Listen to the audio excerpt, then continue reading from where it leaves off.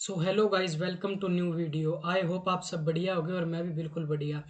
तो जैसा कि आपने थंबनेल देख लिया होगा कि लास्ट की 30 डेज़ की स्ट्रेटजी क्या रहेगी।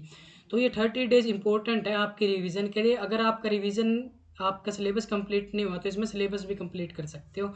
तो मैं जो खुद की पर्सनल स्ट्रेटजी रहेगी वही स्ट्रेटजी मैं आपको बताऊंगा। ये मैंने स्ट्रेटजी, मैं डेली ना 3 से 4 चैप्टर रिवाइज करूंगा। जैसे एक फिजिक्स के, एक केमिस्ट्री का और एक मैथ का, या 2 केमिस्ट्री के हो गए। जैसे वेटेज रहेगा जिस चैप्टर का उसी हिसाब से रिवाइज करूंगा। और चैप्टर रिवाइज करने कैसे है, सबसे पहले ना एक आपको रफ शीट ले लेनी है और उसके अंदर सारे चैप्टर लिख लेने हैं, फिजिक्स केमिस्ट्री और मैथ के। और जो चैप्टर आपको सबसे ज़्यादा आता है ना वो सबसे आगे लिखना है। वो भी बताऊंगा क्यों आगे लिखना है। मतलब सारे चैप्टर आपने लाइन वाइज लिख लिए, जितने भी चैप्टर है जो जिस अकॉर्डिंग आपको आते हैं, जो सबको आपको ईजी लगता है वो बड़ा चैप्टर लिख लिया। अब आपने इजी चैप्टर आगे क्यों लिखा है, इसका रीज़न है कि मतलब जब आप रिवीजन करोगे ना तो इजी चैप्टर जो रहेगा वो आप पहले फिनिश कर लोगे। और इससे आपका कॉन्फिडेंस भी बूस्ट होगा कि मेरी रिवीजन अच्छी हो रही है और मेरी रिवीजन जल्दी भी हो रही है और आपका सिलेबस भी जल्दी जल्दी कंप्लीट हो। और अब मैं बताऊंगा कि कैसे मैं चैप्टर को कैसे रिवाइज करूँगा। जैसे सबसे पहले तो मैं उसकी थ्योरी रिवाइज करूँगा। चैप्टर की जितना भी बड़ा चैप्टर है ना उसकी पहले थ्योरी रिवाइज कर ली।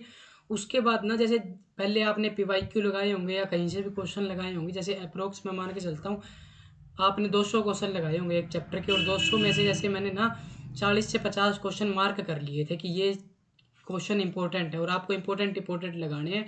क्योंकि जो पीवाईक्यू रहते हैं ना वो बारी बारी रिपीट होते हैं, तो रिपीटेशन को आपको लगाने की जरूरत नहीं है। तो मैं उन क्वेश्चन को दोबारा से लगा लूँगा एक बारी और, तो उससे अच्छे से मेरे को क्वेश्चन भी रिवाइज हो जाएंगे और थ्योरी भी पूरी रिवाइज हो जाएगी। और मैं कहना चाहता हूँ अगर आपका सिलेबस ना 70 to 80% अभी हो गया है तो ये इनफ है सिलेबस, आपको आगे करने की जरूरत नहीं है। अगर आपके इंपॉर्टेंट चैप्टर छूट गए हैं तो उनको आप लेक्चर या वन शॉट देख के कर सकते हो। वन शॉट वोरा क्लासेस में बहुत अच्छे करा रखे हैं, मैंने भी वहीं से देखे। जो मेरा चैप्टर रह गया था साक्षी मैम ने और एनवी सर ने बहुत अच्छे वन शॉट करा रखे, तो आप वहाँ से दे सकते। और अगर आपका सिलेबस 40 to 50% ही हुआ है तो आपको सिलेबस करने की जरूरत है। पहले आप एक हफ्ता लगा के पहले जितना हो सकता है आप मैक्सिमम सिलेबस कर दो कवर, और उसके बाद फिर आप रिवीजन पे जुट जाओ जितनी आपसे रिवीजन हो सकती है।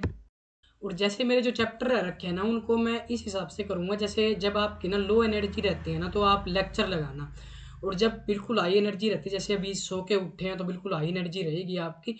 तो जब आप पीवाईक्यू सोल्व कर ली, जैसे थ्योरी रिवाइज कर ली, और रात को कम से कम 1 या 2 चैप्टर की थ्योरी पढ़ के सोना आराम से 30-40 मिनट। जैसे थ्योरी में लगाओगे तो वो पढ़ के सोना 30-40 मिनट।